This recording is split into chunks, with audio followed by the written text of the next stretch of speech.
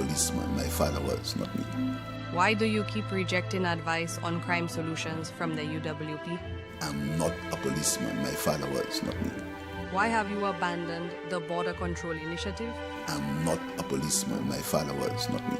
Why did you initially abandon the K9 unit? I repeat again, I'm not a policeman, my father was, not me. So come Friday, right around the Printry from by Parliament, coming across onto Jeremy Street, that area will be deemed a no vending zone. I call on all vendors who currently occupy that area to dismantle whatever pieces of steel, whatever old tarpaulins, whatever old tables they have in the area. Because if they are left there, we would have no choice but than to deal with them appropriately. Flashback. As the MP for Castries Central, in terms of your vision for the constituency, where do the vendors fit in? I'll tell you one thing. Nobody will interfere with any vendor anywhere there.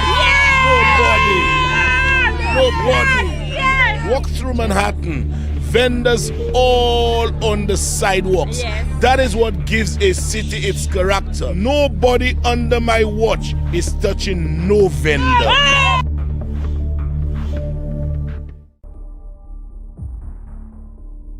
Why is fuel in St. Lucia $16.50 a gallon? Antigua pays $14.50. Dominica $13.90. St. Kitts just $12.76. Yet for 4 years, St. Lucians have paid the highest fuel prices in the OACS. And it's not just at the pump. Electricity is up, bus fares are up, the cost of goods through the roof. Why? Because Prime Minister Philip J. Pierre removed the $13.95 fuel cap put in place by the former United Workers' Party and never looked back. While other islands shield their people, this greedy SLP government lets you carry the weight. This isn't leadership, it's neglect. It's time for relief. Time for real leadership. Time to truly put the people first. United Workers' Party, standing with you, fighting for you. Pierre Parbon. Did you know that under the UWP, a total of 871 citizenships were sold between 2016 and 2021? So far, the SLP has sold 14,000 citizenships in 3 years. Did you know that the price of fuel was capped at $13.95 per gallon under the UWP? But that cap was removed when Philip J. Pierre became Prime Minister. The price per gallon is now $16.50, the highest in the OACS for the last 3 years. Did you know that homicides have increased by 25% since Philip J. Pierre became Prime Minister? Over 280 homicides have been recorded in the last 3 years. Did you know that the price of kerosene increased from $7 a gallon under the UWP to $11.60? Did you know that Prime Minister Philip J. Pierre cancelled the National Health Insurance Program, which was started by the UWP? St. Lucian, 75. I'm not a policeman, my father was, not me. Are you aware that the last 3 years have all seen record-breaking homicides? I'm not a policeman, my father was, not me. Murders have increased by 25% under your watch. What is your plan? I'm not a policeman, my father was, not me. Why are you not giving the DPP the resources he requires? I'm not a policeman, my father was, not me. Why are you allowing Ernest Ile and Richard Frederick to get away with all this corruption? I'm not a policeman, my father was, not me. Why do you keep rejecting advice on crime solutions from the UWP? I'm not a policeman, my father was, not me. Why have you abandoned the Border Control Initiative? I'm not a policeman, my father was, not me. Why did you initially abandon the K9 unit? I repeat again, I'm not a policeman, my father was, not me. So come Friday, right around the Printry from by Parliament, coming across onto Jeremy Street, that area will be deemed a no vending zone. I call on all vendors who currently occupy that area to dismantle whatever pieces of steel, whatever old tarpaulins, whatever old tables they have in the area. Because if they are left there, we would have no choice but than to deal with them appropriately. Flashback. As the MP for Castries Central, in terms of your vision for the constituency, where do the vendors fit in? I'll tell you one thing. Nobody will interfere with any vendor anywhere there. Nobody. Walk through Manhattan. Vendors all on the sidewalks. That is what gives a city its character. Nobody under my watch is touching no vendor.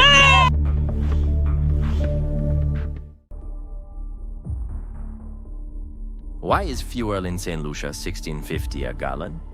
Antigua pays $14.50. Dominica $13.90. St. Kitts just $12.76. Yet for 4 years, St. Lucians have paid the highest fuel prices in the OACS. And it's not just at the pump. Electricity is up, bus fares are up, the cost of goods through the roof. Why?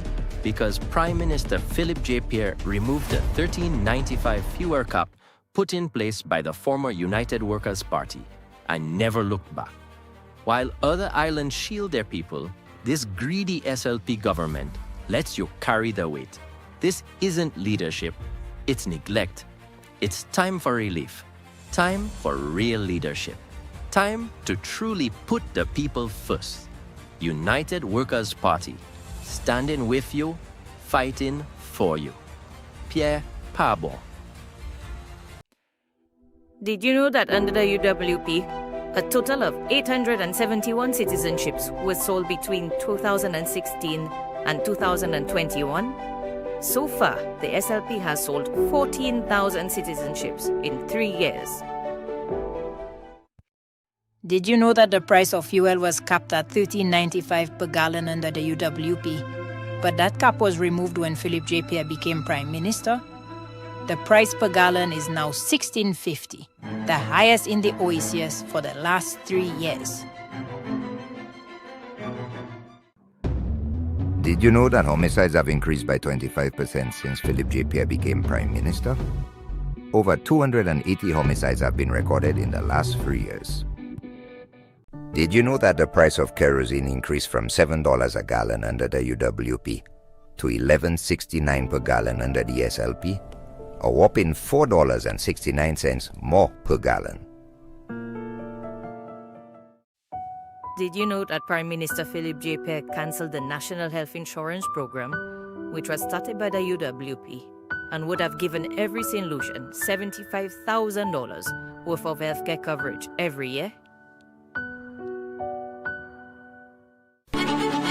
Hard-hitting, punchy, straight to the point, like it is. Starting on Monday, September 23rd, 2024. And every Monday from 8 p.m. Join in our simulcast on Hot 7 TV, Cable 117, Plug and Play, Channel 7, and Kiss FM 105.5 and 105.9, where we discuss politics and current affairs, the issues that matter and concern you, with your host, Spider Montoot. See you every Monday from 8 p.m. when we tell it like it is. Dear Prime Minister Pierre, did you know that over 240 St. Lucians have been murdered under your watch? I'm not a policeman. My father was, not me. Are you aware that the last 3 years have all seen record-breaking homicides? I'm not a policeman. My father was, not me. Murders have increased by 25% under your watch. What is your plan? I'm not a policeman. My father was, not me. Why are you not giving the DPP the resources he requires? I'm not a policeman. My father was, not me. Why are you allowing Ernest Ile and Richard Frederick to get away with all this corruption? I'm not a policeman. My father was, not me. Why do you keep rejecting advice on crime solutions from the UWP? I'm not a policeman. My father was, not me. Why have you abandoned the Border Control Initiative? I'm not a policeman. My father was, not me. Why did you initially abandon the K9 unit? I repeat again, I'm not a policeman. My father was, not me. So come Friday, right around the Printry from by Parliament, coming across onto Jeremy Street, that area will be deemed a no vending zone. I call on all vendors who currently occupy that area to dismantle whatever pieces of steel, whatever old tarpaulins, whatever old tables they have in the area, because if they are left there, we would have no choice than to deal with them appropriately. Flashback. As the MP for Castries Central, in terms of your vision for the constituency, where do the vendors fit in? I'll tell you one thing. Nobody will interfere with any vendor anywhere again. Nobody. Walk through Manhattan. Vendors all on the sidewalks. That is what gives a city its character. Nobody under my watch is touching no vendor. Good morning and welcome to another of the weekly United Workers Party press briefing. And today, three of the United Workers Party candidates, which includes Mr. Peter Chico, the endorsed candidate for Castries East, Mr. Tommy Descat, the endorsed candidate for Castries South, and the deputy political leader, Dominic Faley, who is also the candidate for ancillary candidates. We want to welcome those of you who are viewing on live stream, and a special welcome to those of you in the diaspora who always diligently follow what's happening with the United Workers Party and always tune in to our press briefing. This morning, we're going to deal with a number of topics. Each presenter will deal with their subject, and afterwards, we will be open to questions from the media. I would like to start off by calling on Mr. Peter Chico, and he will be dealing with the issue of crime. As you are aware, despite the fact that you're not hearing anything from the authorities, crime is still rampant in St. Lucia. We would hate to believe that lives do not matter to the extent that you have 3 murders over the weekend, and what I'm hearing so far this morning unconfirmed, possibly another 2 murders taking place last night, and that is inconsequential, and that has become so normalized that our authorities, despite the fact that we have a prime minister who is also the Minister of National Security, we have a minister specifically dedicated to crime prevention, we have an Attorney General, Minister of Justice. We have heard not a word, not a peep from the authorities. So this morning we will have Mr. Peter Chico, who himself is a former Controller of Customs, who has been in the law enforcement business for quite a while, for over 36 years. He will be coming to address you on the subject of crime. Mr. Peter Chico.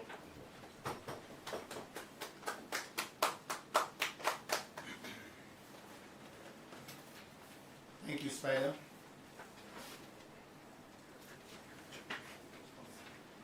Good day, members of the media, fellow St. Lucians, and all those joining us online. This weekend, St. Lucia was once again shaken by tragedy. 3 young men, full of potential and promise, were brutally murdered, adding to what is becoming an unbearable, frequent reality in our country. Families have been left in mourning, communities gripped by fear, and the nation is asking, where is the leadership? What is the plan? What makes the situation even more alarming is not just the loss of life, but the silence that has followed it. The government did not issue a single word to inform the public. Instead, solutions found out through a media house report, not from the Ministry of National Security or the Royal St. Lucia Police Force. This kind of communication vacuum is not only unacceptable, it is dangerous. It speaks to the growing culture of secrecy, complacency, and outright disregard for public accountability when it comes to the crime crisis in St. Lucia. But that was not the only disturbing revelation this weekend. We also learned, again through the media, that Tyson, a highly trained canine, gifted to St. Lucia by the French government, was reportedly poisoned. Tyson was not just a dog. He was part of our national security effort. He has already contributed to major drug and gun busts and was a symbol of international cooperation in the fight against crime. This news is horrifying, not just because of the act itself, but because of what it represents. For criminals to feel bold enough to target a police dog, it suggests a complete breakdown in deterrence and respect for law enforcement. It tells us that criminals feel empowered, unchecked, and emboldened. Let us not forget that when the St. Lucia Labour Party took office in 2021, they shut down the K9 unit. It was only after sustained public concern that the unit was reinstated. Now with Tyson's suspected poisoning, serious questions must be asked.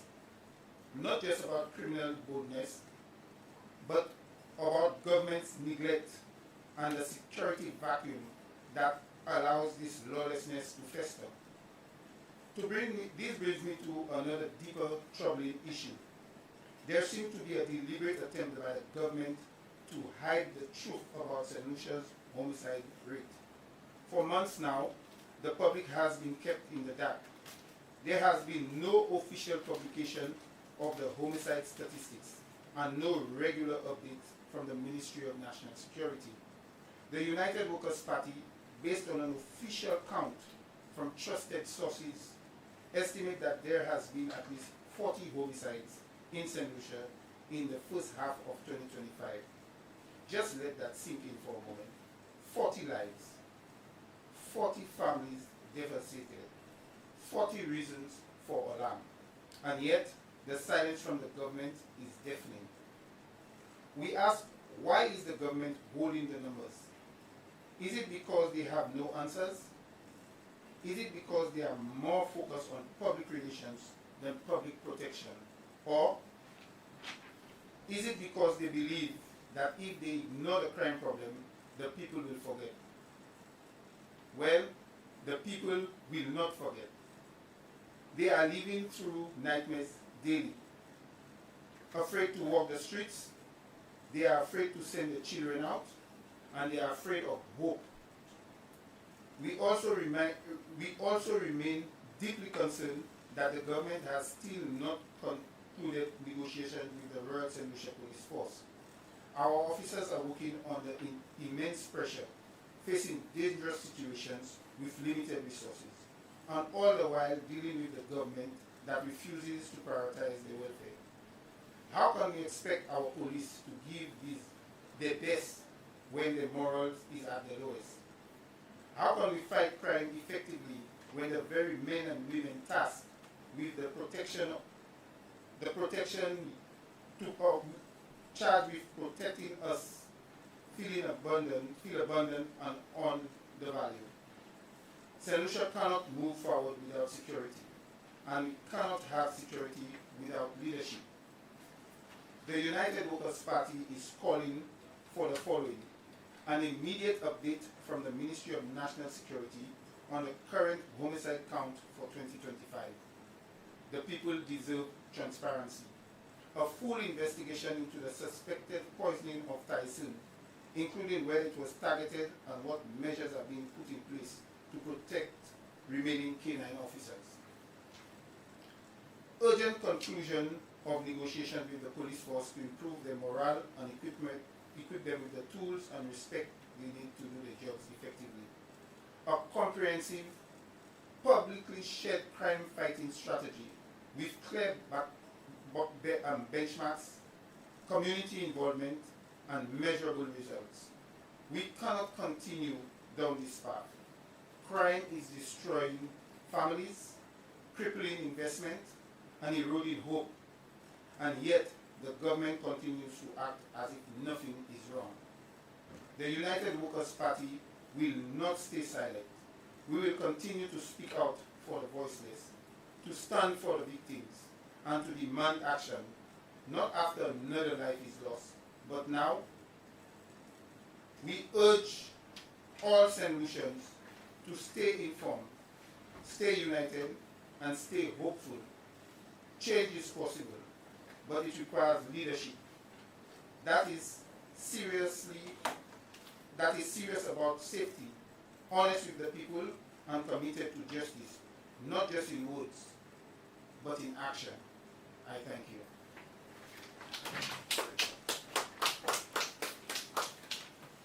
Thank you very much, Mr. Peter Chico, the endorsed candidate for Castle Southeast, and talking about that, it sounds very much to me that you'll be a far better option than your opponent, to handle the Ministry of National Security, sir.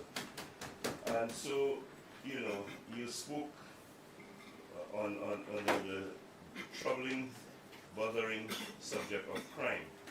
And you know, in addition to the many homicides, and we know that under this government, we have developed a record-breaking pattern of homicides in this country.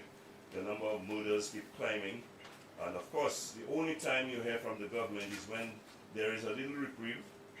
Never mind that it has nothing to do with their actions, they will come out to beat their chests and to boast about the improvement over last year. But you just heard that possibly 5 homicides took place in the last few days. We have not heard a word. And of course, while everyone is talking about the 5 homicides, I'm saying possibly 6 homicides, because it is very suspicious, the circumstances surrounding Tyson's death. And I know you'll tell me Tyson is a canine, but a canine that has performed human service to St. Lucia and has contributed tremendously. And I wonder why, if what we suspect is the case, I wonder why. First of all, there was that need to do this, and secondly, why there was a possibility for the perpetrator to succeed in doing this. Let us not forget, upon assumption of office, the St. Lucia Labour Party announced that the scanners at the ports suddenly were non-functional because fluid got into them. Let us not forget, a very early move by the government was to disband the canine units. And of course, when they were pressured into reinstating it, we saw the successes immediately. Albeit no arrests, albeit no suspects were named, but we know that the likes of Tyson seriously disrupted organized crime, and we wonder if that is not the reason why Tyson is there today. Ladies and gentlemen, our government is not concerned about lives of St. Lucians. They are not even concerned about St. Lucians that are alive. When you look at the situation as has taken place in Banan, and the treatment meted out to the citizens who reside there, it makes you wonder. I would like to call on who I would like to see as the future representative of Castries South, the endorsed candidate for the United Workers' Party, Mr. Tommy Descat, who will speak on the subject of the situation as exists in Banan, or rather at Banan. Mr. Tommy Descat.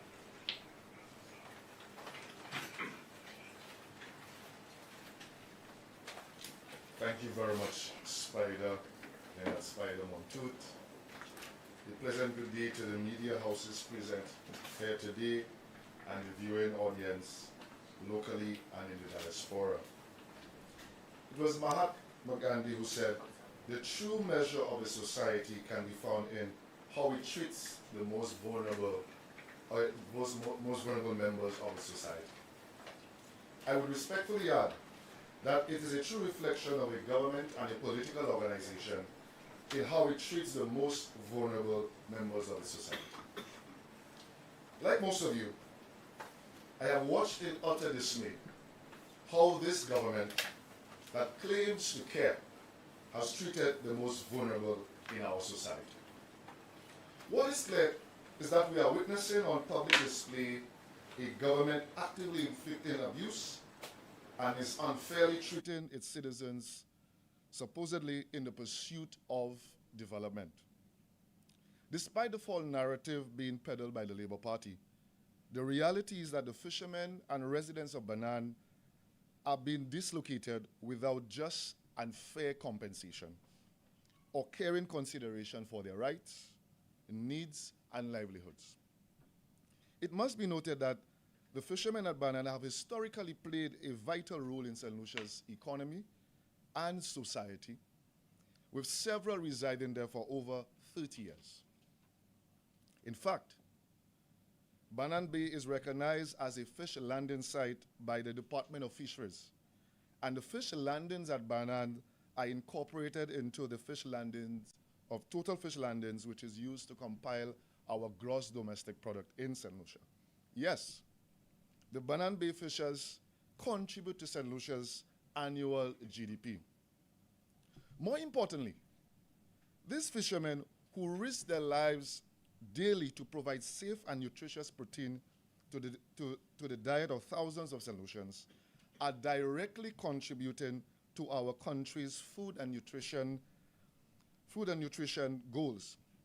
And as a result, they are contributing to the fight against the scourge of non-communicable diseases currently plaguing our country. Crucially, the Banan Bay fishermen supply fresh fish, seafood to the St. Lucian tourism sector and play a vital role in the culinary and local cuisine experience that forms part of brand St. Lucia. In consultation with many, they recount the harrowing stories of being lost at sea. Some as much as 50 days, and reaching as far as Haiti, Colombia, and the United States. Yet, this has never deterred them from doing what they love most, which is fishing and feeding our nation, and which in many instances is the sole skill set that they possess. This enduring contribution by our fishermen should never go unnoticed and should be fully considered when any development that impacts their lives and livelihood is being pursued. I wish now to speak more directly on how the global potholing Port Castro's redevelopment has unfairly and unequally displaced and impacted the residents and fishermen in Banan. While details are sketchy and the government has been tight-lipped on what has been described as a secret deal, it appears that the St. Lucia ANC Port Authority is expected to hand over the port and the adjacent and contiguous sites, which includes Banan Bay, free of all encumbrances as part of the contractual agreement.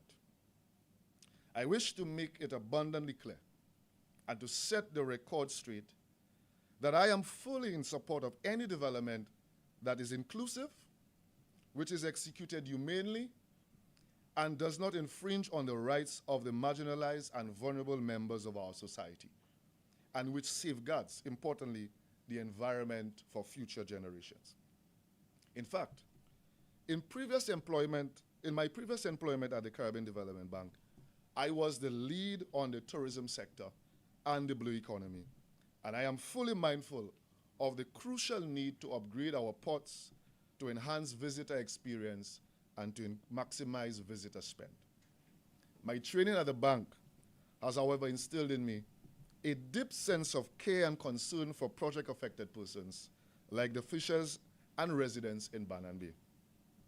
As a development practitioner at heart, I uphold a people-centered approach to development, which ensures that no development makes anyone, let alone the most vulnerable, worse off.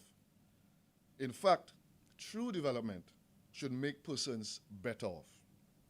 The manner in which the settlement of Banan Bay residents and fishers has been handled to date leave one to draw three conclusions. Firstly, it is clear that SLASPA, which is the lead agency in this matter, does not possess the in-house expertise to undertake the resettlement of the Banan Bay residents and fishers humanely, equitably, and fairly. Secondly, it appears that the St. Lucia Labour Party is actively seeking to gain political mileage and political goodwill from this process, which reflects the modus operandi of the SLP, which is to protect the victory at all costs, even if the Banan Bay residents are adversely impacted. Thirdly, it appears that the parliamentary representative has sided with GPH, a company which, when last listed on the London Stock Exchange, was valued at £191 million over the fishermen and residents of Banans who voted him on July 26, 2021.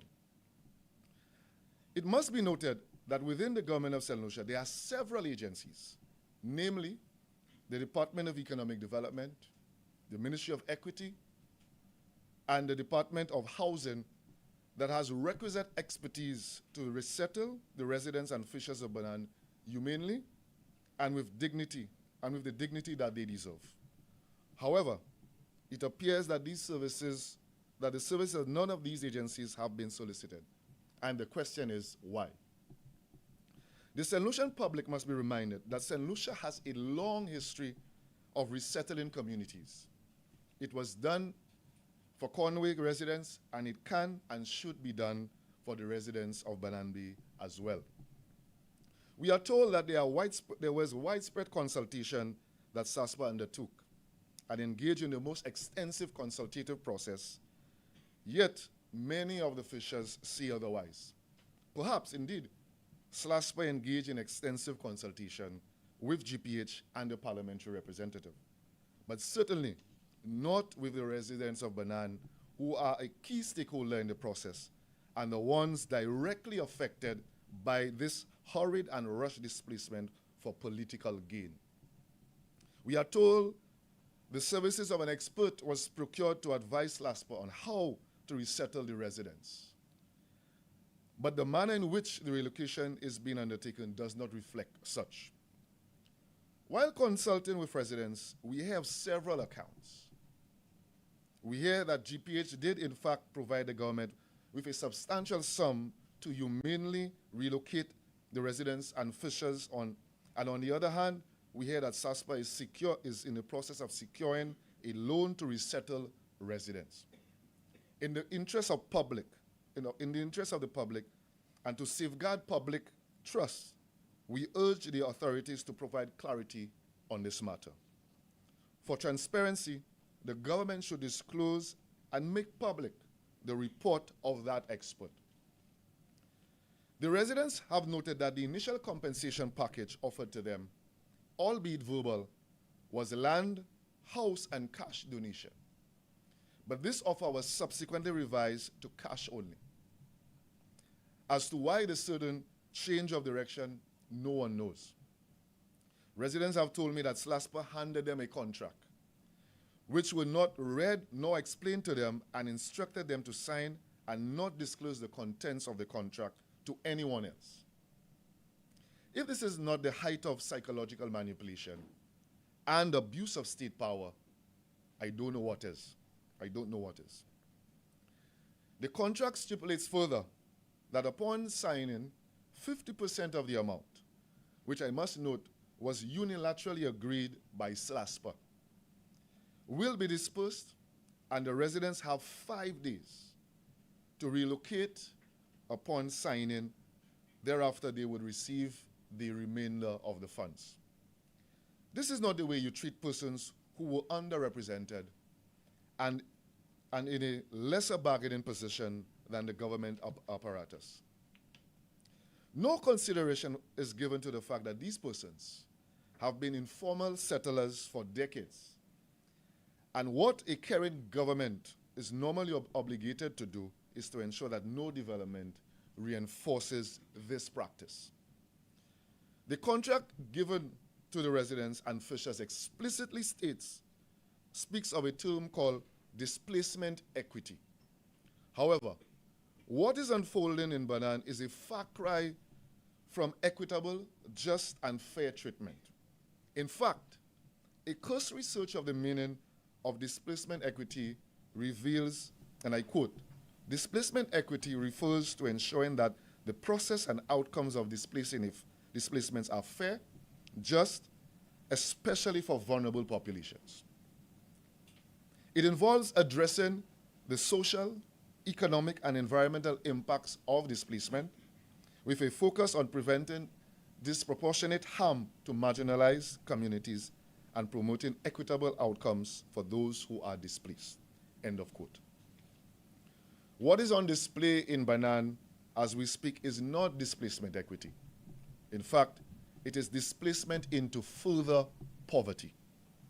Many of the residents have confided in me and have indicated that if they accept these compensation packages, they are willingly and voluntarily placing themselves and their families into further poverty and most into homelessness. The funds they have been told to take or leave it will not last for 12 months after they have now, since they have nowhere to go or leave. They would have been displaced for pennies, all facilitated and actioned by an astoundingly uncaring government more interested in pomp and ceremony than the true development and enrichment of its people. Clause 8 of the contract affords the resident and fishers the right to seek independent legal advice to enter into the contract, and that by signing that, they agree that they have obtained such counsel or voluntarily have chosen not to do so. On this basis of the clause, I have engaged the services of a reputable legal firm which will be providing legal services pro bono to the residents of Banans Bay. To date, 12 persons, predominantly fishermen, have opted to seek legal advice from us before proceeding with signing of the contract, and many more are reaching out for advice and support as we speak. I continue to provide as much support and advice as I can daily. In closing, I wish to state that no development should treat the poor and vulnerable in such a manner. And while some have indicated that the fishers are not being forcibly displaced, what is certain is that they are psychologically being manipulated to do so, which is way more sinister than bulldozing down their structures and reflects a deep-seated disdain and disrespect for the fishers and residents of Banan Bay and for the poor and powerless and vulnerable members of our society. Thank you very much for your attention, and I now open the floor for any questions that you may have from the media. Spider. Thank you. We'd like to ask the media to hold your questions. I will first allow Deputy Political Leader, Senator Dominic Fede, to make his presentation, and then we will entertain the questions at the end. But thank you very much, Mr. Tommy Descott. I must say that while I call on all St. Lucians to speak up, do not remain silent in the face of injustices and in the face of the crises that are brought upon us by poor leadership and poor governance, I want to extend my full commendation to you, sir. I realize that you're not yet the parliamentary representative, yet still you have gone beyond what I do, which is to speak out. You have gone into action by assisting those poor fisher folk who are disadvantaged and being displaced by offering to assist them with legal representation. That, I think, is commendable, and that is the kind of mindset we need from someone who wishes to be a parliamentary representative. I would like to call on the next presenter.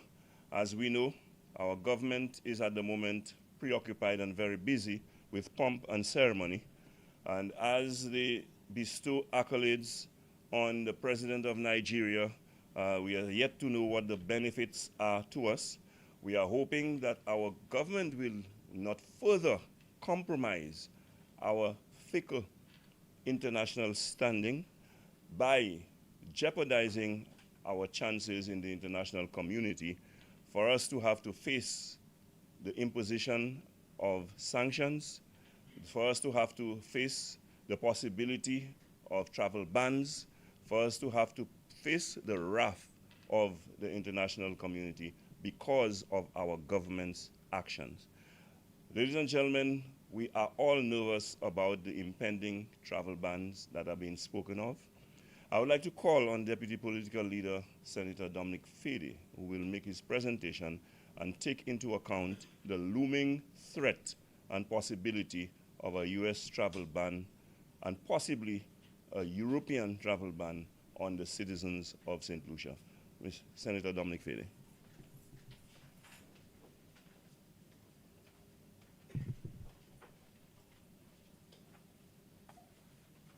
Thank you very much, Spider. Morning to members of the media that are here today. There is a deafening silence from the government of St. Lucia on the leak memo of the U.S. State Department listing St. Lucia among 36 countries that could be banned from the United States. These countries are viewed by Washington as among some of the most dangerous to its national security. The highlight is unprecedented for a country like ours, which traditionally has been viewed by the world as a safe and tranquil tourism destination. According to a leaked memo published in reputable media houses like the Washington Post and Reuters, St. Lucia is among 36 countries that the U.S. government has given up to 60 days to amend several concerns to its national security.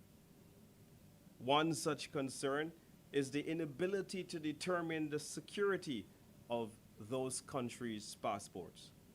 Revealingly, the only 4 Caribbean countries on the list are the citizen by investment countries, which more or less sell their passports to wealthy foreigners, whoever want to buy them. These are, in the case of the Caribbean, St. Kitts, Dominica and Antigua and Barbuda. Grenada, for some reason, is spared from the travel ban threat, although it has a very active CBI program. 2 of St. Lucia's leading CIP markets, Nigeria, is on the proposed ban list, and Iran, whose nationals are already banned from entering the U.S., are also featured as countries that the United States remain highly concerned about. It must be noted here that under the United Workers' Party administration, that we had taken note of this concern about Iran and selling citizenships to Iranian citizens, and we took the step to ensure that we suspended all applications coming from Iran.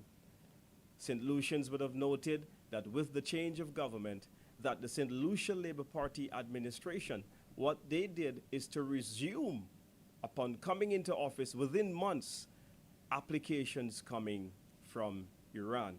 We see today that Iran is among one of the 12 most dangerous countries to the United States, our most important diplomatic ally.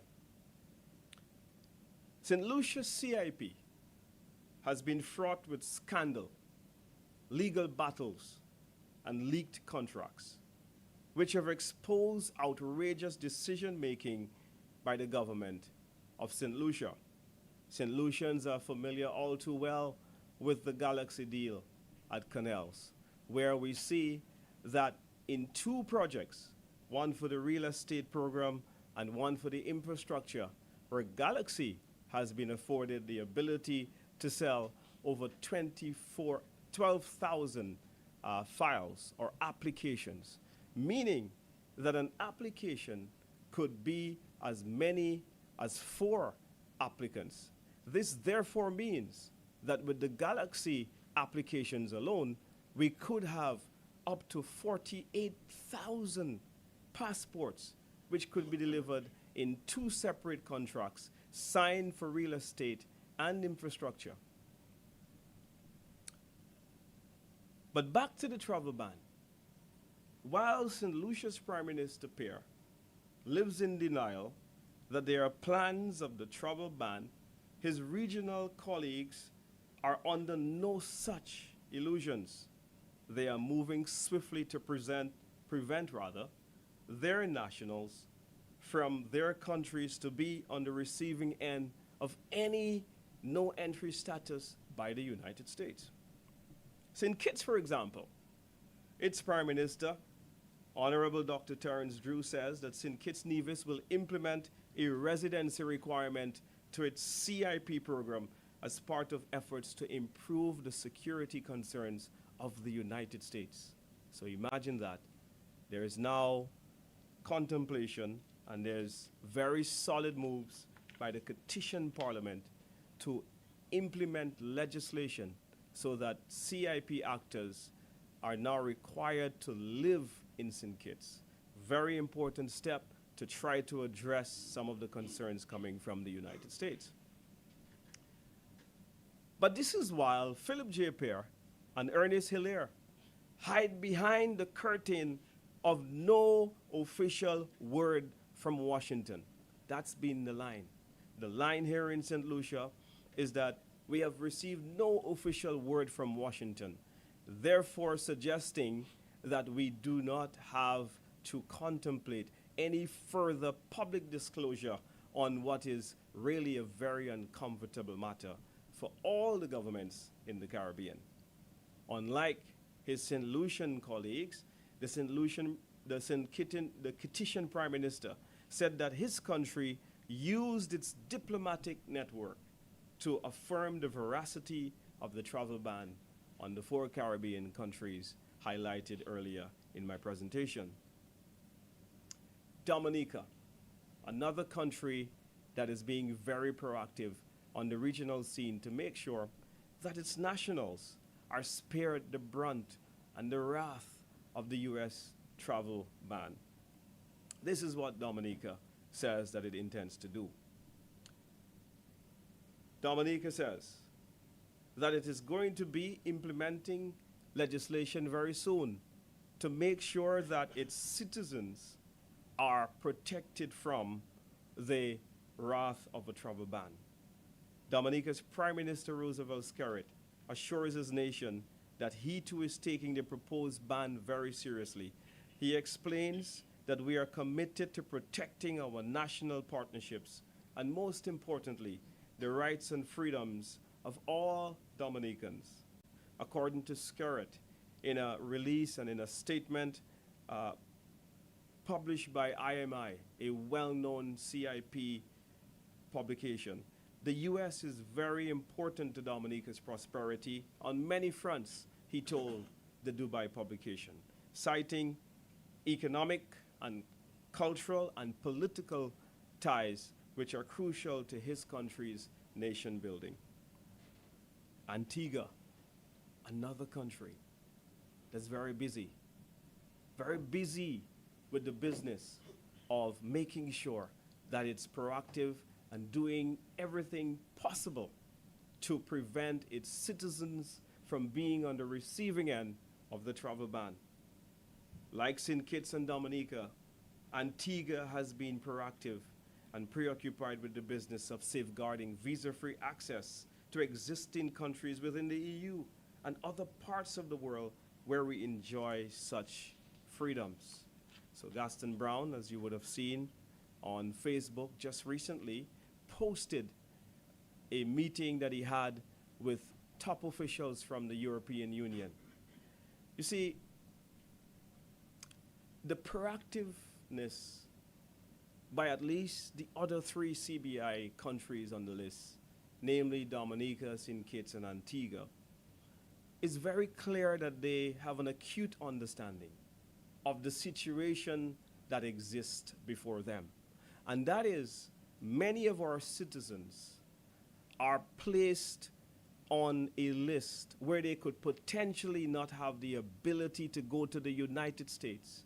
We're talking about students who could potentially be barred from going to study. We're talking about people who go to the United States for medical reasons. Imagine being confronted here in St. Lucia with a medical situation, but our healthcare facilities does not have the capacity to deal with your medical condition, and you having no choice but to travel abroad to seek that treatment. If there is the possibility of a travel ban, it would mean that you do not have that option. This is what is at stake. 60% of our tourism comes from the US. 60%. 60%. It is the most crucial tourism market. It means that if we have a travel ban, if America says to its people that nationals from St. Lucians are banned from coming to that country, it would mean dire consequences on the brand St. Lucia. I want to use a situation that was similar but less severe when Jamaica had a travel advisory. Imagine that, a travel advisory, and we have seen that with just a travel advisory that Jamaica saw a significant decline in arrivals from the US. Because when traveling to a country, a lot of research is done about that country on the internet. And when that research is done on the internet and the tourists realize that St. Lucian nationals have been banned from coming to the US, it would send a very negative impact on brand St. Lucia, a country that we know over the years to have enjoyed the peace and tranquility. The Caribbean as a whole, along with St. Lucia, has been known and referred to and celebrated as the zone of peace. And now, 4 countries from the zone of peace is being placed on a list where they could be banned from traveling to one of their most important allies. It is therefore rather suspicious that the CIP minister and the Prime Minister have not seen it fit to address the growing anxiety among many St. Lucians about the threat of the travel ban. Revealingly, Prime Minister Roosevelt Skerrit of Dominica has said publicly that there have been meetings among the heads which have been taking place on weekends. Now, I am sure that St. Lucia would have been attending those meetings with the other CBI countries in a joint effort to try to establish a regional framework to address the many problems or the many concerns of the United States. But yet we have not received a word. Why is it that St. Kitts Prime Minister has seen it necessary to address this matter with its public? Why is it that the Prime Minister of Dominica has found it necessary to go and to speak to his nation about the crucial matter of the travel advisory and the steps that they are taking? But yet in St. Lucia, we have not received any information, but there has been no official communication. Why are we hiding to level with our people? And at those meetings, Skerrit goes on to say, a complete ban on the ability of any African applicant to change their names during or after the CBI application. That's a very telling statement that someone can apply today as Pablo Escobar, but within the space of 6 weeks of getting an approval, that he can now rename himself Pope John Paul. I want to repeat this for emphasis. The heads have agreed that they are going to ban Africans from being able to change their names at any time of the citizenship process. And it goes on to say that someone can apply today as a notorious person and then use our passports to clean up their identity. That has been one of the concerns highlighted by the United States. And this is one of the concerns that the other countries are busy addressing. And we have seen no public signal from the administration here in St. Lucia that they are doing everything possible. So just imagine the opportunity that exists for bad actors, terrorists, drug traffickers, money launderers, to use your passport to fraudulently change your identity. So this is why we are in a lot of trouble. We are in a lot of trouble. So now,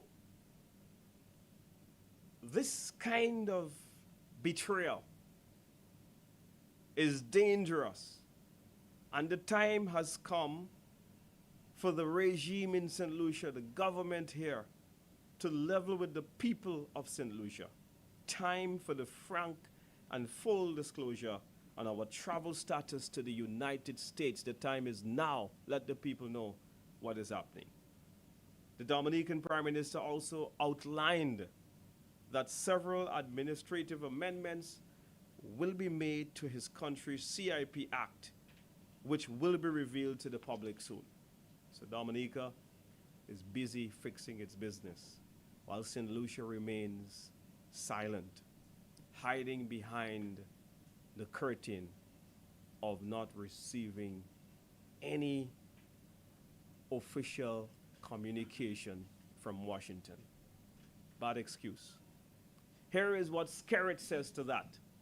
Skerritt says, from informal diplomatic channels, his government has learned that among the U.S. concerns are visa overstays by Dominica.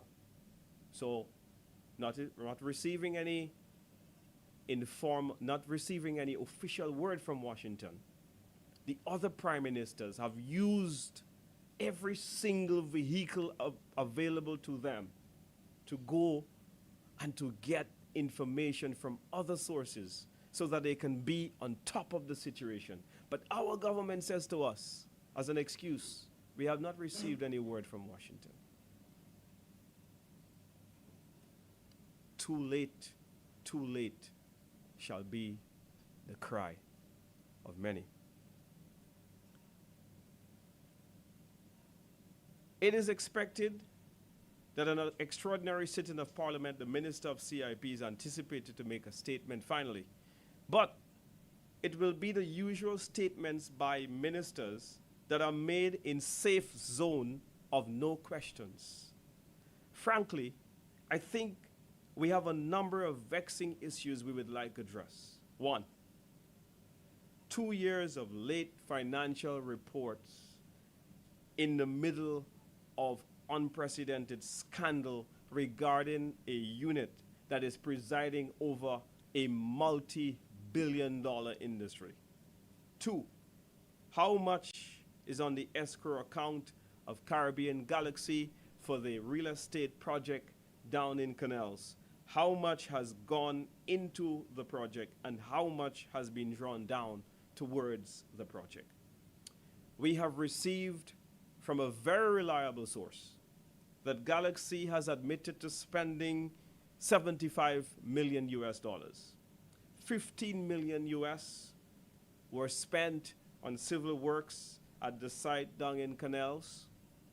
And internationally, they have claimed that they have spent some $60 million overseas. Mr. Minister, please let the public know whether what I have just revealed to them is true or false. We also would like to know how many passport applications we have received and how many have been approved. Please break down applications and the number of passports approved for each applicant. Having now acknowledged that there is a travel ban or the threat of a travel ban, what steps are being taken to prevent the possibility of a potential travel ban, which is going to have debilitating impact on the overall population of St. Lucia? And so as I close, I want to say that the government is obligated to allay the fears of a population growing in anxiety as each day in the CIP saga continues to be even more uncertain. I thank you very much.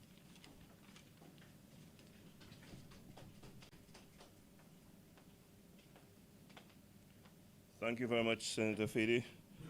We are just hearing more and more of the indifference and silence of our government. I do not know why I was minded, to recall some of the words of my deceased mother, talking about who you associate with. Birds of a feather flock together, like, six like. Tell me who are your friends and I'll tell you who you are. And all of those phrases somehow came to mind for some reason. We have to be concerned about the associations that we are seeing, that our government is leading our country into, and we are hoping that this will not spell disaster for us down the road. While we in our proceedings, we had appearance of the other deputy political leader of the United Workers' Party, Mr. Guy Joseph. So I would like to invite Mr. Joseph to make a brief presentation, and Mr. Joseph will touch on a number of subjects, including cost of living. I'd like to invite Mr. Joseph to the podium. Thank you very much, Mr. Montoot. Good morning to viewers and listeners. While the government is out celebrating, we continue to see a situation of escalating prices and the cost of living being beyond the average St. Lucian.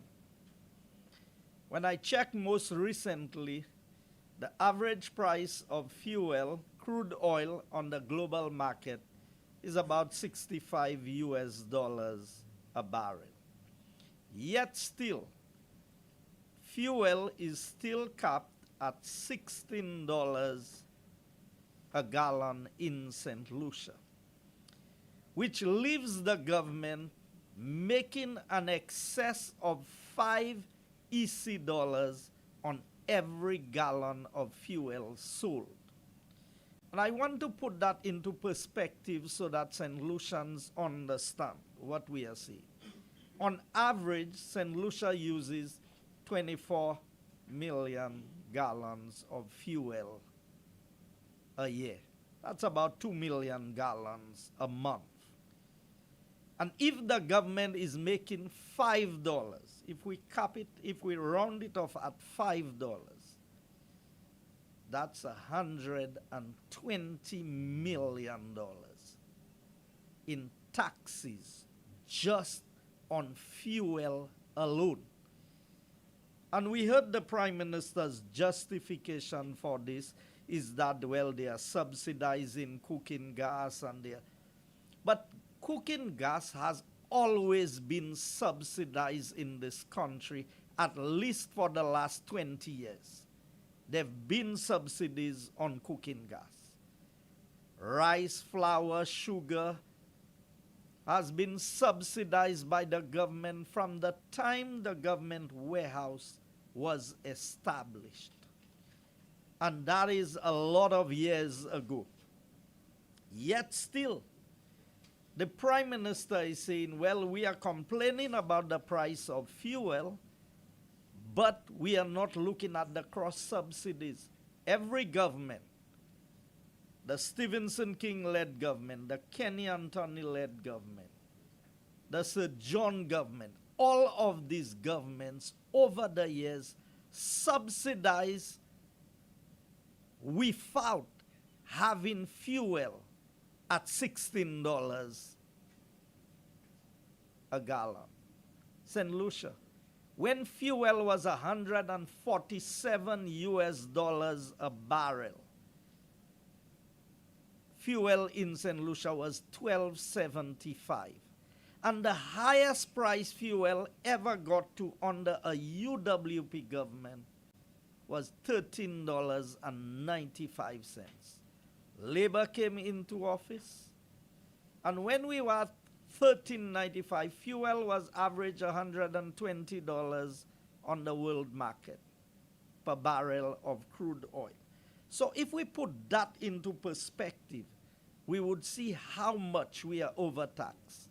And by just looking at the social and economic review produced by the government, you would see that just for 1 year, the projected taxes exceeded 70 million from what was projected, which meant that the people of the country are overtaxed.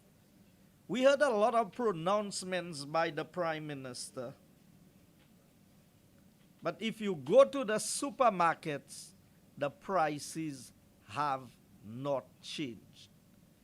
In fact, when the Prime Minister said we are not paying VAT, I was on a lot of things at the supermarket. I went to Mega Marcy. I bought things that came to just under $300, and I paid $32 in VAT. Now, I didn't buy any appliances for my home. I didn't buy furniture because you know $300 could not buy these things. Everything that I bought was things that are consumed from a supermarket. And yet still $32 was paid in VAT. So I'm not seeing the logic in what the Prime Minister is saying. So we have high prices at the supermarket, and we are coming to the end of the school term. You know how many parents are approaching us to say, what help can we get for this coming school year?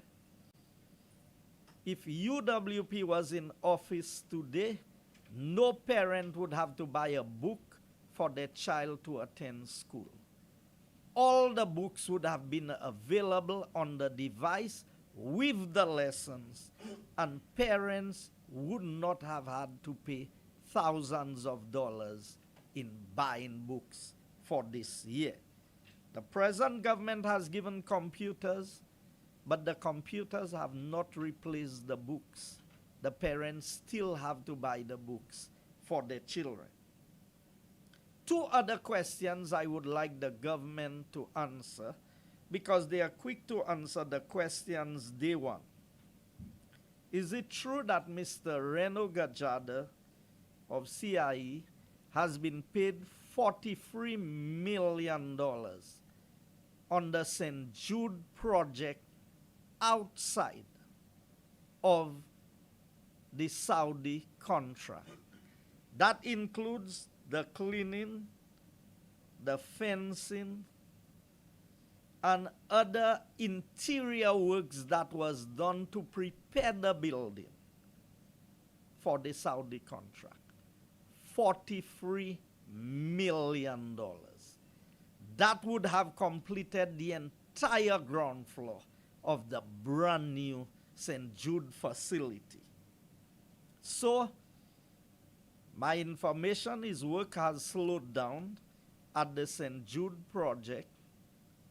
My information further reveals that not even the joint account that is to be opened has been opened.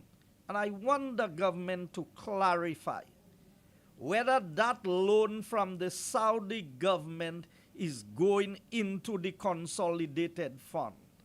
You remember there were lots of questions about the Taiwanese funded project from the Exim Bank, the airport project. And you remember the big human cry by the Labour Party that there was an account in Panama, and there was never an account in Panama. It was the Paixin Bank in Taiwan that the money was in. But for some reason, I don't know if they couldn't pronounce the words, and they said that it was a Panamanian account where the money was going to. Has the Saudi money been received, and is it part of the consolidated fund? Because my information is a joint account is being opened outside of St. Lucia for the disbursement of these funds. I believe the Minister of Finance should clarify that to the people of St. Lucia. The final point I want to touch on is what is happening with us with the licensing of vehicles. This government is finding ways, creative ways, of extracting money from the people of St. Lucia in an unfair and unjust way. Prior to this administration coming into office, I was the Minister for Transport. If your vehicle was in garage for a period of time exceeding a year from the time the license was last paid, the vehicle license, then you could get a waiver. If a St. Lucian was out of St. Lucia for an entire 3-year period, the triennium, which is the duration of the period your driver's license is paid for, you could get an exemption. Today, the information from the Ministry of Transport is that if a vehicle is sold, the new buyer for that vehicle is required to pay for all the years that the license of that vehicle was not paid. So,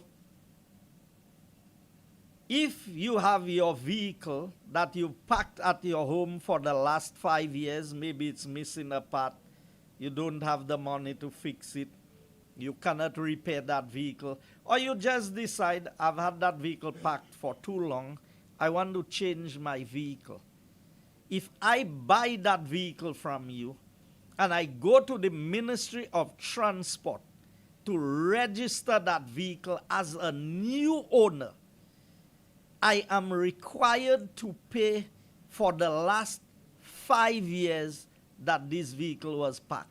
I'm required to pay the license for that vehicle. And for me to get an exemption, I have to apply to the Road Transport Board. You know how long the Road Transport Board had not been in operation? I understood just recently the Transport Board finally had a meeting. And people have been waiting for months to get that exemption for a vehicle that they have purchased. I would like the Attorney General and the Minister to come and explain to St. Lucians where in the law that the licensing authority, which is the ministry or the minister, has that power and authority to refuse the registration of these vehicles. Further, persons with H plates are being told they have had an H plate for 20 years. When they go to the Ministry of Transport to register their vehicle, they are being instructed you cannot keep the H on that vehicle, even if your insurance allows you or you paid your insurance with an H. You are required to put a P on this vehicle. And I have inquired of the insurance companies that they have been instructed by the government that they cannot register vehicles with H, or they cannot insure vehicles with an H on it. To further compound that, if you order in a used vehicle from Japan, you now have to pay a fee to the Bureau of Standards for the inspection of that vehicle in Japan. I think you are paying in the region of 100 to 150 US per vehicle inspection. Yet still, if that vehicle is defective, you have no recourse over the person who has inspected. Now, I know about this because I was minister and a group of persons came to me setting up a company, and the information is the company is using a Bureau of Standards form in Japan to do the inspection. I want to know, how is that legal? Does the Bureau of Standards have an inspector in Japan? And we have used vehicles coming from the US, from Matnik, from the UK. So why is this applicable to vehicles coming out of Japan? And who are the beneficiaries of this $150 that is paid on every vehicle that is imported? My understanding is that money is shared between two entities. And the government of St. Lucia is a facilitator of the exploitation of the masses of the people by persons who are trying to make money through every means possible. And the Ministry of Transport has now joined the bandwagon in telling me that if I go and buy a vehicle that has been in, so if one of the dealers have a vehicle that came into St. Lucia, has been parked in the parking lot, a trade-in vehicle or something, for 3 years it has not been sold, and I go and buy it, I now have to pay for the 3 years that this vehicle did not use the roadway.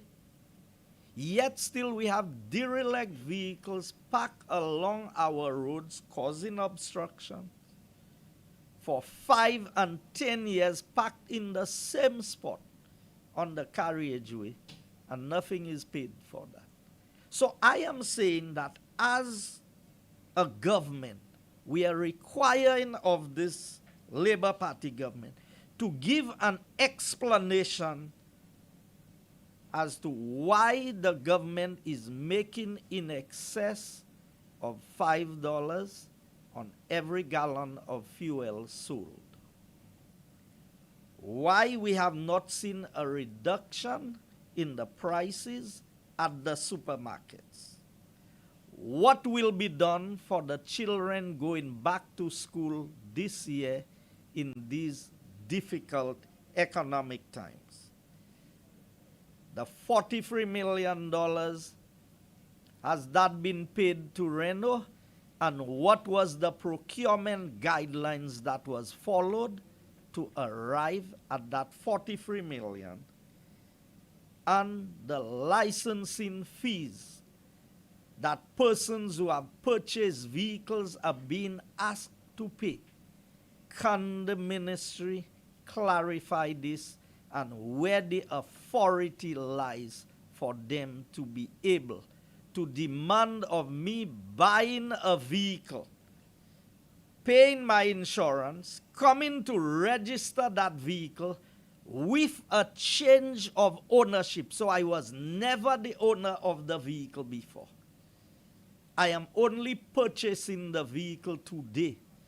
And you are telling me that I cannot get this vehicle registered.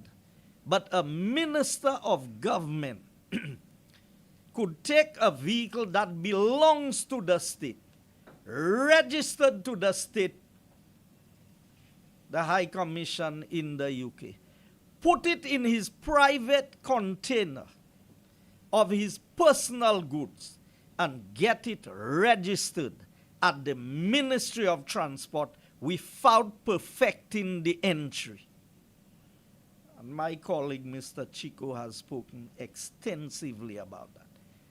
But this minister, because of the position he occupies, can find a creative way around the system to get his vehicle registered. But a local St. Lucian, an ordinary St. Lucian, buying a vehicle, going through all the proper channels, are being denied the registration of this vehicle because the previous owner did not pay the license, the road tax, in other words, for that vehicle. Something is definitely wrong, and I hope that the minister and the Road Transport Board can explain that to the people of St. Lucia. I thank you. Thank you very much, Deputy Political Leader Guy Joseph, who is also the endorsed candidate for Castries Southeast. And now, ladies and gentlemen, we would like to open the floor to questions from members of the media. Please indicate if it is specifically directed at any particular individual, or we may have just anyone from the panel to deal with the questions as they are asked. Yes. Yes. Could you use the microphone, please?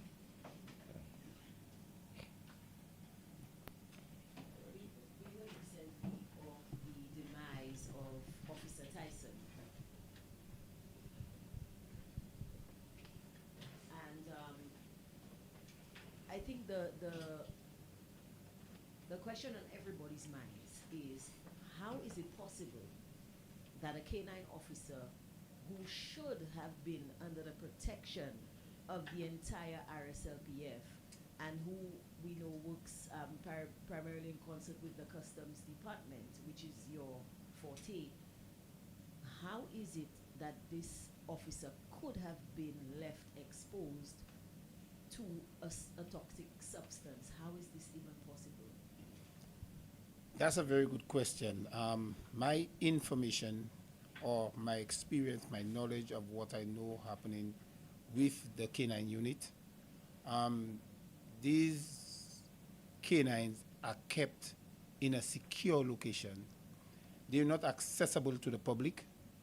They're only being brought out in public by the police or by the Customs Department to do the requisite work that they're supposed to be doing. So access to a toxic substance, the questions will have to be asked to the persons responsible for the canine unit, because these canines are kept in a secure facility. These canines are kept under 24-hour surveillance and watch by the Royal St. Lucia Police Force. Again, in your capacity as a former controller of customs, what exactly have we lost? Now that we've lost the use of Officer Tyson, what does that mean for the operations of the drug and narcotics unit? Because we've seen a lot of successes since July 2024 when Officer Tyson entered that unit. Yes. So now that he's gone, what possible ramifications are there? Well, we see what gun violence is doing in this country. The government has to move speedily to replace Officer Tyson. We as human beings cannot do what Officer Tyson was doing. Officer Tyson would be able to locate these firearms in a matter of seconds, as opposed to we as human beings would take days sometimes to find these weapons. So I think the government must move speedily to ensure that the canine is replaced. We must get Tyson's brother on the ground urgently. If not, our crime rate will continue to rise and we will have this wanton killing unabated in St. Lucia. You're welcome. Yes, thank you, Mr. Chico. Yes, you have a question? Good morning. The question is from Mr. Discal. Yeah.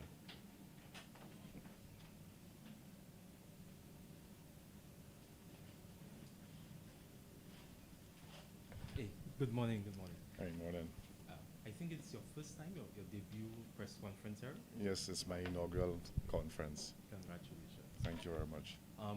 So I'd like to ask you about Banan and also Castries South. So firstly, I would have heard your arguments against the relocation process.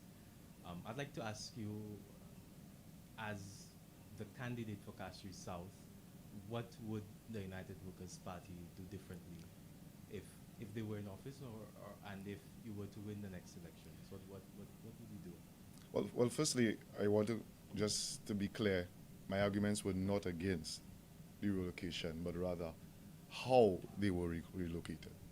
Okay, I have no issues with the development.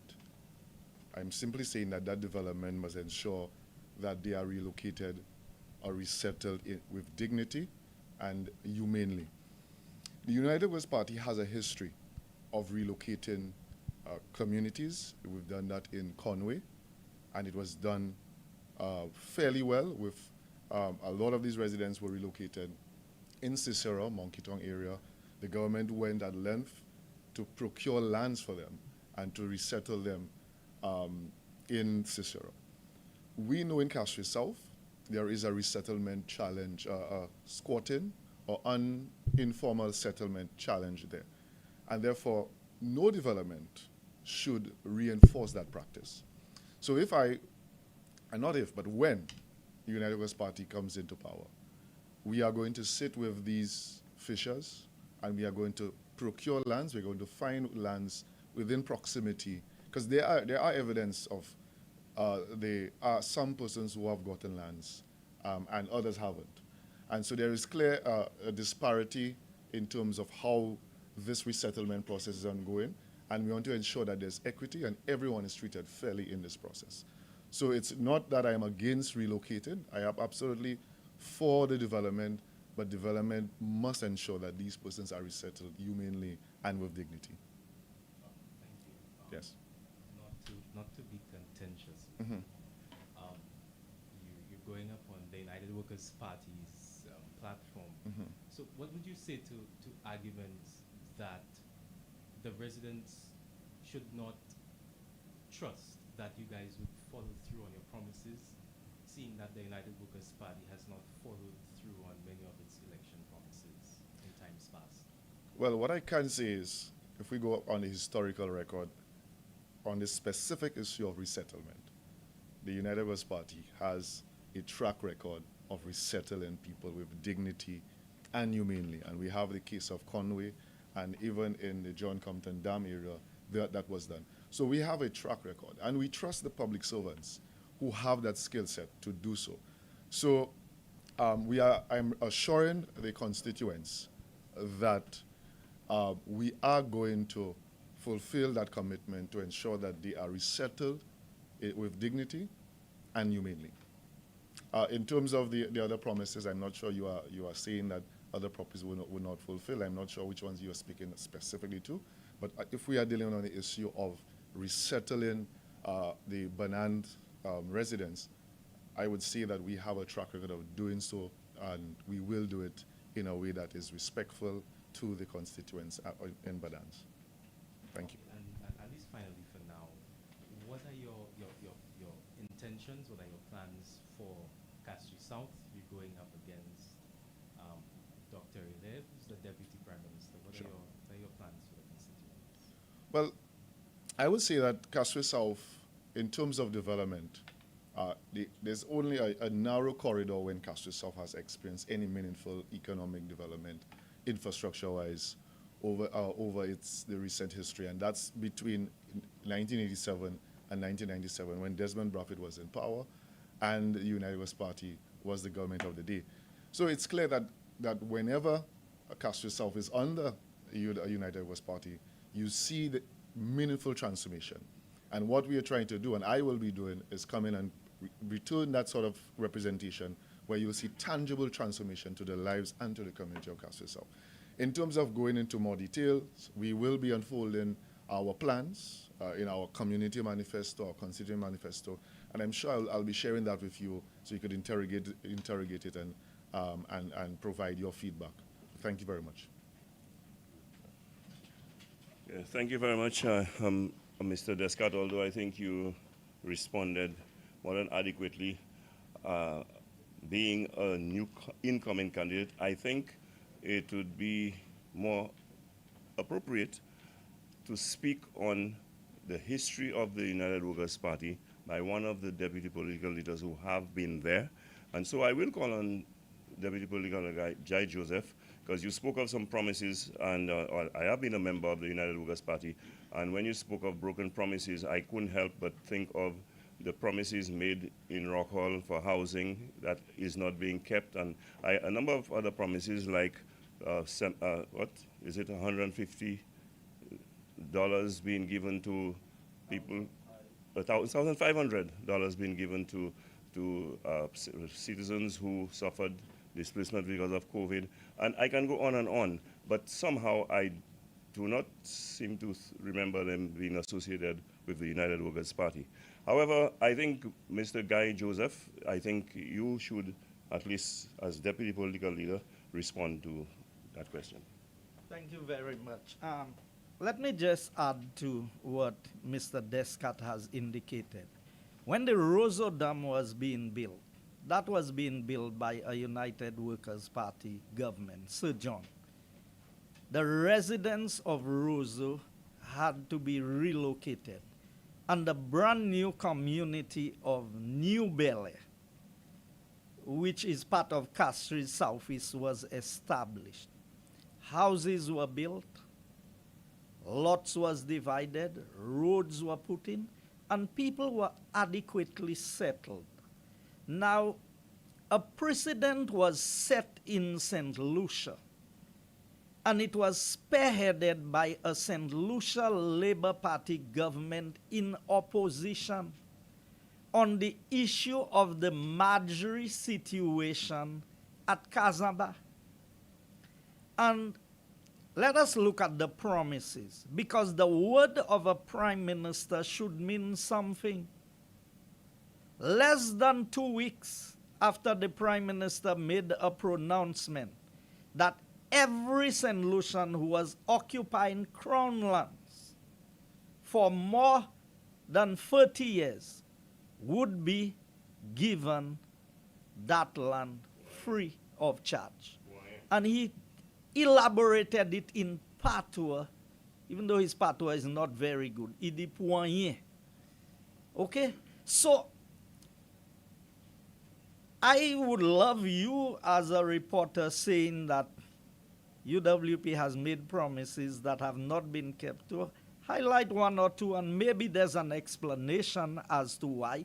But before you do that, I want to say that here was the Prime Minister making a pronouncement that the land would be given free. Yet still immediately the indication was given that the residents of Banan, and don't think of them only as residents, some of them, that is where they ply their trade or their business to make a living. They are being removed. And I saw some of the letters. I read the letters. We know that SLASPA, as a statutory body, was not truthful. And I can challenge SLASPA on this, that they were not truthful in the information about the level of engagement they had with the residents. Maybe they engaged a consultant and the consultant didn't do what they were supposed to do, but maybe they should tell us who that consultant was, because the people came for assistance. So these people now have been denied the right to own the land, and we've heard two explanations from the government after the Prime Minister made the pronouncement. One, that Mr. Healy that you spoke about, who is Deputy Prime Minister, as you call him, indicated, well, is not all the lands that are crown that would be given. Then secondly, the Minister of Housing, Richard Frederick, came and said it was not crown lands, but it was private lands that could be given. So I would love you when you challenge, when you question at cabinet briefing, that somebody gives a clear explanation as to which of the three is correct in terms of what has transpired. And I was trying to recall, we promised 5 to stay alive. We delivered on all 5. No property tax for 5 years. We increased the number of school transportation that was available. We paid the hospital bills to the tune of $14 million. I don't recall what the other two was at this point in time, but just from the top of the reduction of VAT from 15 to 12.5%. And the Labour Party was the one who criticized us and said, oh, the country is going to lose $52 million in revenue. But after a year and a half, the country was gaining more revenue at the 12.5% than we were at the 15%. So I don't know if you can highlight any area. Yes, not to continue, not to cut you short.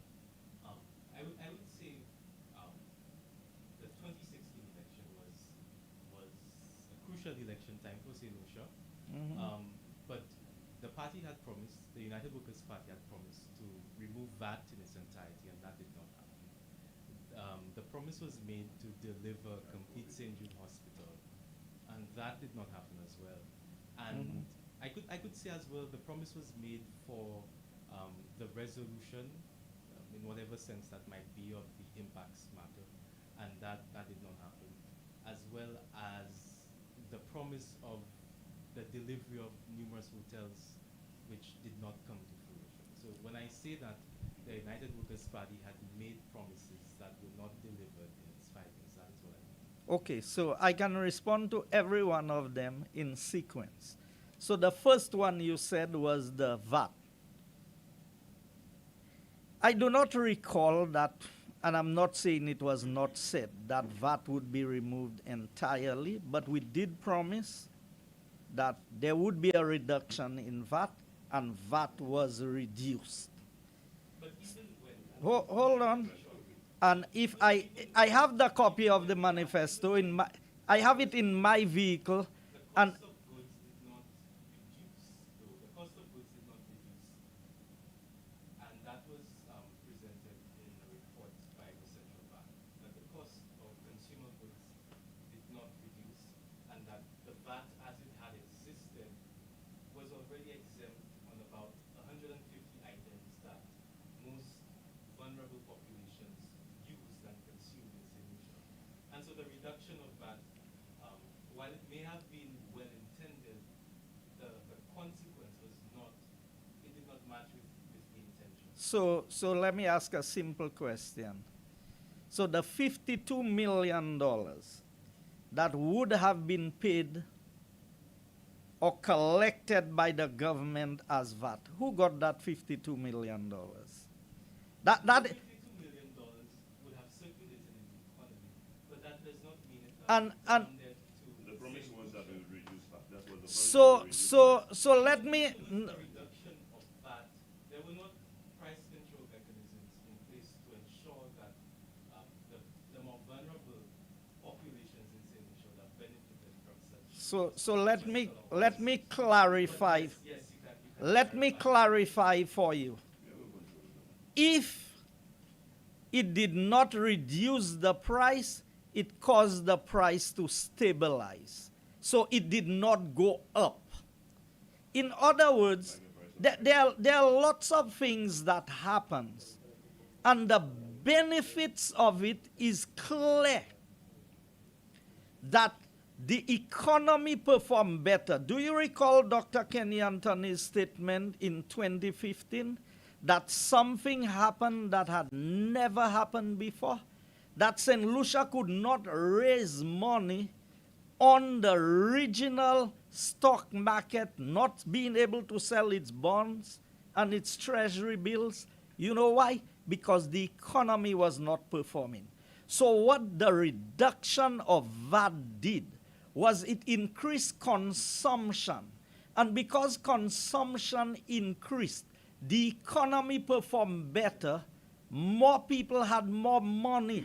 It is not just, okay, I go to the supermarket and I save $1. So are you telling me that the 6% reduction that the Prime Minister has just announced in exempting the, what tax is it? The service charge. So are you telling me that it's going to have no impact on the cost of goods? So why do it?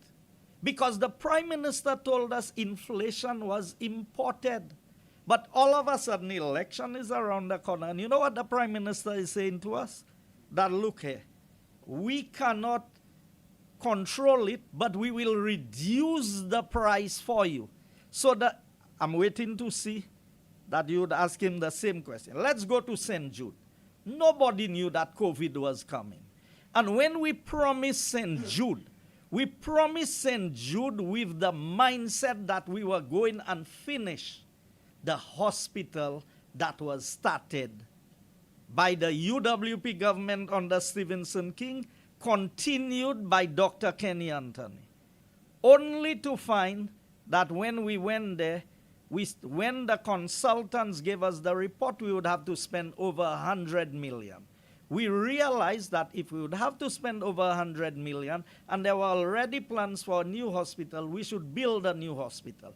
We started a new hospital. COVID hit on the just at the time we were starting, everything became a challenge. And we had the hospital over 60% complete, even in spite of COVID. So yes, we did not accomplish what we wanted to, but it was the circumstances that existed. Look here, 4 years have gone. And hold on, St. Jude is still not complete. Could you allow him to complete, and then you'll have an opportunity to follow up? Could you allow him to finish, and Let we'll him follow go. up? Jason. Let me just inform the members of the media. Could you allow the speaker to complete his question, and if you have a follow-up question, you will then do so. Please do not interrupt him midstream. Thank you. All right. So I was saying that there are circumstances, and we've explained that.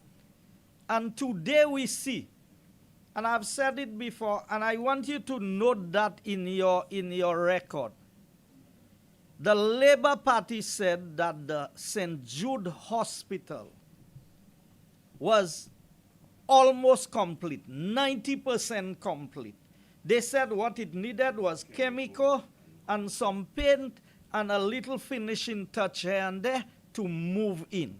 Today, 200, well, the Saudi contract is 265 million, if my memory serves me right, based on what I saw in the budget, not the Saudi loan, but the amount is 265 million. And I don't know whether the 43 million that Reno, the record shows that he has been paid, is part of it. So if it is not part, then we're looking at over $300 million. 4 years later, on an 80-year-old facility, and you heard Mr. Reno Gajada, I would love you to ask the Prime Minister, how can the contractor decide the cost of the project and that the cost does not matter? I heard Mr. Reno Gajada say on the program, he and his team decided that cost does not matter, it is completion. But cost matters to us. And that is why we realized that building a new hospital was cheaper than finishing the old St. Jude. You mentioned two other things that we said that we did not do. What were they? CIP and hotels, yes. Hotels. Not CIP, sorry. Impacts, sorry, and hotels. Impacts was a baby created by Dr. Kenny D. Anthony. The impacts report, we made significant progress with the U.S. where they started collaborating with St. Lucia.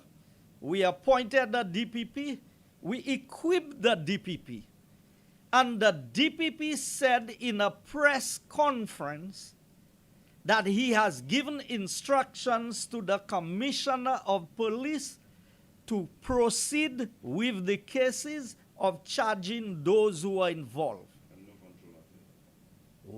That is out of the control. The then Prime Minister Alan Chasney did everything that was within his control. But you know there's a clear separation between the executive of government and the judiciary. So we don't go to court to see that justice is done to get ministers off the hook as the present Prime Minister did. The matter was placed squarely in the hands of the DPP and the Commissioner of Police, and anything that is not resolved with this matter is within their control. But the Prime Minister, Alan Chasney, at the time, did everything he had to do. On the hotels, everybody knew that COVID hit late 2019, and you don't come into government and get projects going tomorrow. The canals project that we are talking about, who started that canals project? It was started under a United Workers' Party government. We were the ones who went down there and did the groundbreaking. Who started Cabot? How was Cabot started? Point Seraphim, the Marriott that is being built there. Who started that project? Who secured the land at Mon Pima?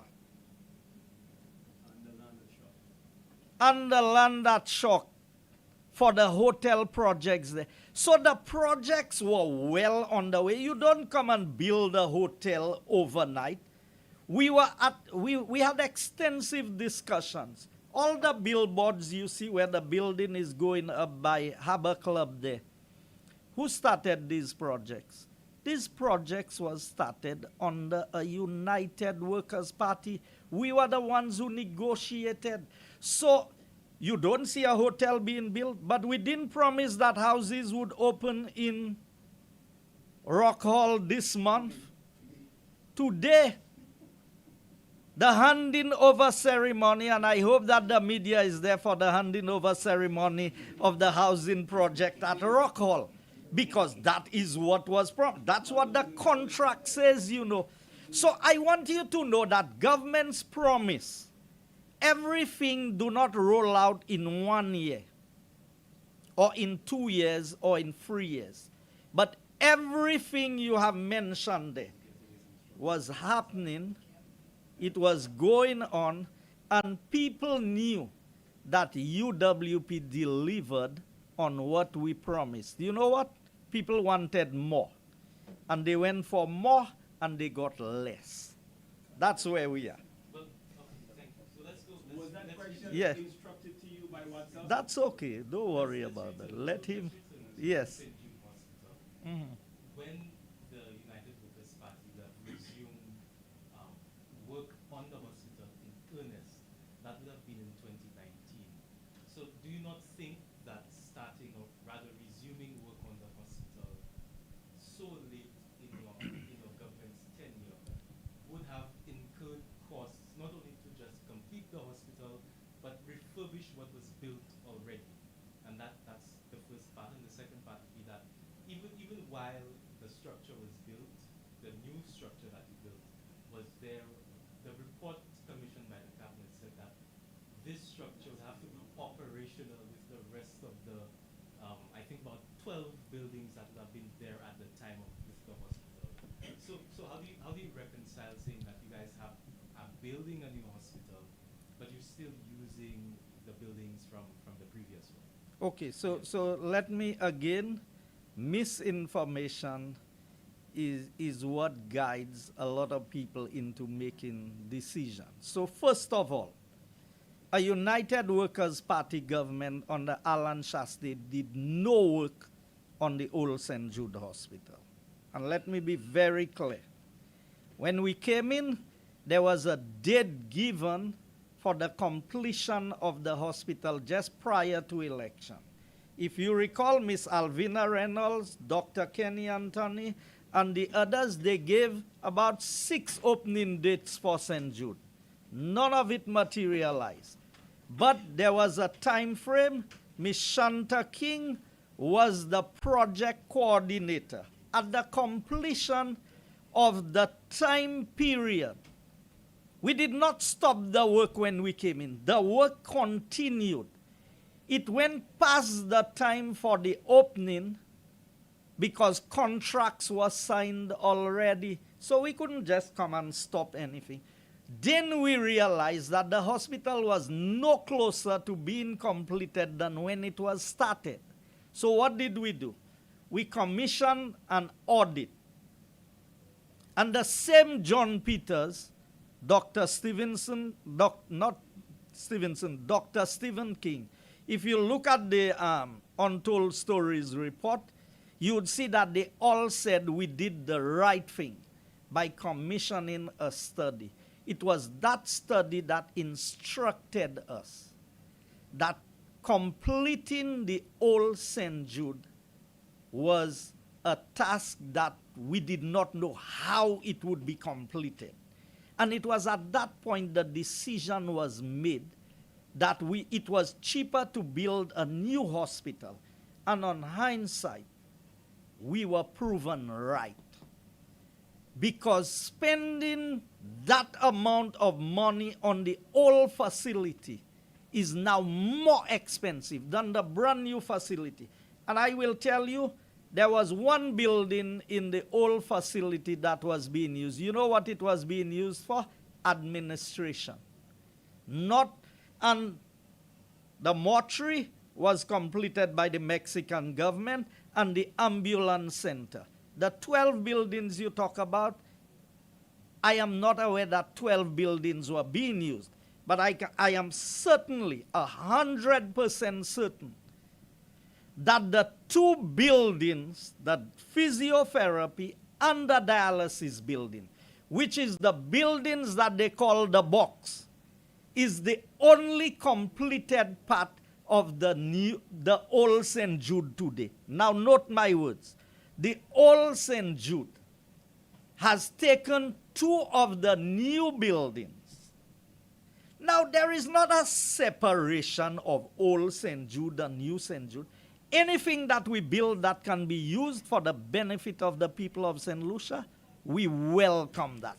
So there is misinformation about how many buildings and what was going on, but I can tell you the record is there to show that the buildings built by the United Workers' Party are the buildings being used today for the first soft opening of St. Jude. We'll use the 2 buildings that was built by the Alan Chasney-led administration.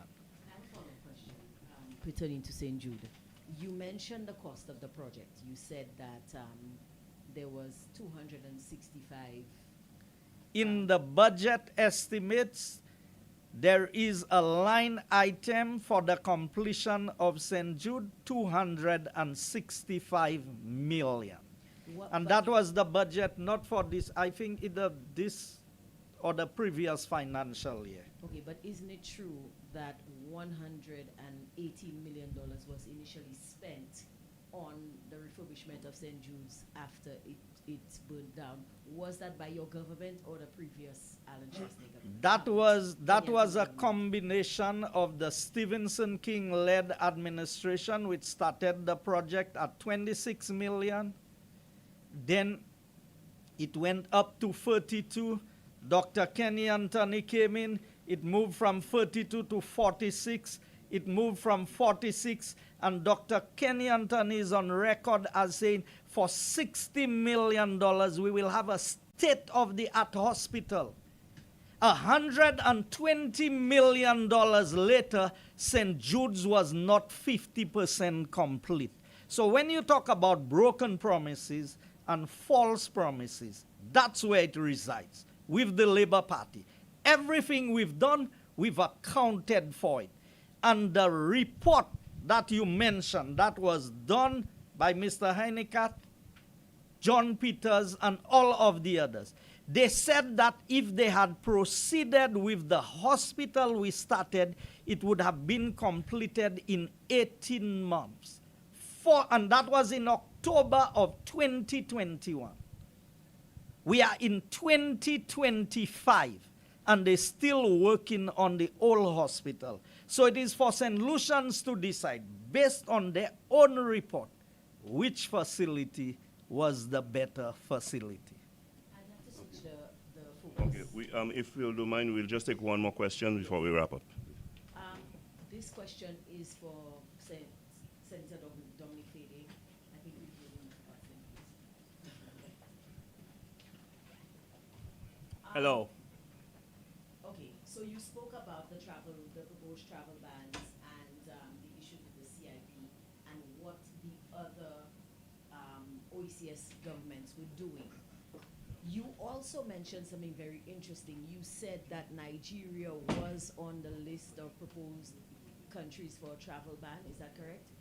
Yes, and that's crucial because of it's one of our leading CIP markets. So that to me was quite interesting, and I see a very close relationship between where we are now and Nigerian and Iranian applications. Okay. Just to further clarify, so the president of Nigeria yesterday in a session where he addressed a joint house, the Senate and the House of Assembly, proposed closer bilateral ties between the OECS and St. Lucia, and also he made mention of visa waivers between the two countries. I know you were in attendance at that meeting.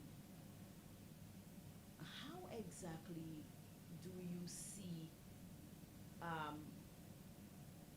bilateral relations between the OECS and the US being affected by St. Lucia and the other OECS countries now strengthening ties with a country that the US already has issues with their citizens coming in and out of their territory?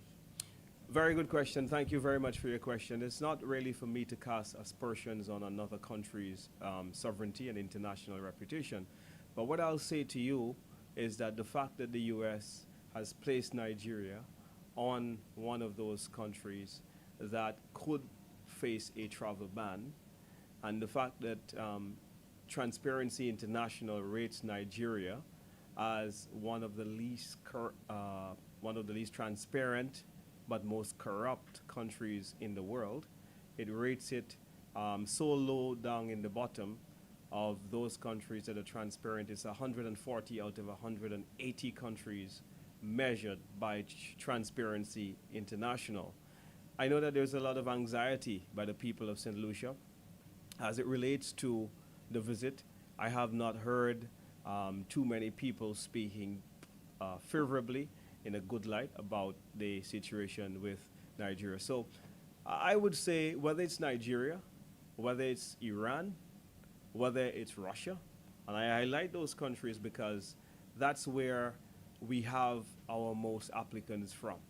So the St. Lucian government, for me, have always been very risky with our CIP program. The Alan Shastney administration took a position that we would suspend applications from Iran because of concerns among our Western allies. The concerns that we're seeing now didn't start today. It started way before the 2016 administration of the United Workers' Party administration. They have become a lot more acute because of a number of developments: wars, money laundering, funding of terrorist activity by nationals from some of these countries have posed to the US a massive national security threat. So therefore, we must act accordingly. So when we suspended it, within months, the government came and resumed applications from Iran with no change in the geopolitical situation in the world. And you have to ask, but why? Was it about the money? Or did you also consider the geopolitical ramifications that could have happened as a result of resuming applications from Nigeria? When the Ukraine-Russian war broke out, the 4 Caribbean countries were very swift in their action to suspend applications coming from Russia. And this was to show the United States leading the world in this war that we are standing in solidarity with America and the role that it's playing in leading NATO and Western allies in this war with Ukraine and Russia. St. Lucia became the last country, and reluctantly, the CIP minister is on record when we called on him to suspend Russian applications and join the other Caribbean countries. He said that it was discriminatory, that not all Russians support President Putin, and St. Lucia was going to act in its own interest and use its own discretion. I think that that was a tremendous mistake, and the timing was really wrong. Sending congratulatory message to Russia on the attainment of 20 years of diplomatic relations between St. Lucia and Russia, you have to ask yourself whether that was necessary at that time in the middle of a war. Going to Venezuela, another country that the United States has had very serious concerns about. In fact, nationals from Venezuela are banned from entering the U.S. So they are in the red zone, the more severe tier of countries as it relates to relations with the United States. But our Prime Minister went to Venezuela and said that no one will tell St. Lucia how to choose its friends. And I respect the sovereignty of our countries, but I think that we have got to be very measured in how we exercise our sovereignty, and we've got to ensure that in exercising our sovereignty that we do not insult countries that we depend upon for national development, i.e. United States, the UK, Canada, and other traditional Western friends. Very quickly, I seem to remember some moves being made by the Alan Chastney administration to resume our visa-free access into Canada. Can you tell us how far that went and what the intention was behind that move at the time? That's my final question. Thank you very much for the question. Well, we did a lot of things, including I heard my friend erroneously stated that we promised impact and didn't deliver, but there are several reports in the news where, for example, the U.S. ambassador is on record of saying, coming to St. Lucia, sat at a joint press conference with the Prime Minister of St. Lucia, the then Prime Minister Alan Chastney, and said that certain departments within the police, for example, was going to allow training because we had made such a very good case that the Alan Chastney government was very, very, very, very strong and very keen on cleaning up some of the issues. So we were working in a similar vein with all of our friends to make sure that A, we safeguard existing visa-free access, regardless of the emergence of the CIP and their growing concern about the CIP and national security issues, but as well to try to restore visa-free access where those visa-free access were taken away from us in the case of Canada. Thank you. I think this has been a marathon. Thank you. So at this point, we have come to the end of our press briefing, and I want to thank those of you from the media who were here asking the questions. I want to thank those who were following us on live stream. I want to especially thank those in the diaspora who have been following. And let me just inform you that you can join us on Thursday morning on Rev Up from 9 o'clock. We meet the opposition. Of course, on Sunday, we will be having our Flambeau Sunday Live coming from the constituency of Miku South. You can join me on Like It Is on Hot 7 TV from 8 p.m. until 10. Please stay tuned into the United Workers' Party. That is where you get the facts. That's where we put